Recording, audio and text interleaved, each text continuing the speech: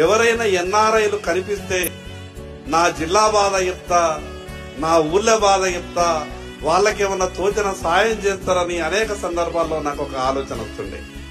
నేను ఎందుకు ఈ విషయం మాట్లాడుతున్నానంటే 20 సంవత్సరాల నుండి వెనుకబడ్డటువంటి ఆదిలాబాద్ జిల్లాలో వైద్యం అందక వందల మంది చనిపోయిన కారణంగా నేను ఒక చిన్న ట్రస్ట్ ని ఏర్పాటు చేసి ఒక 6 అంబులెన్స్లు 18 సంవత్సరాల నుంచి అక్కడ నడుపుతున్నా.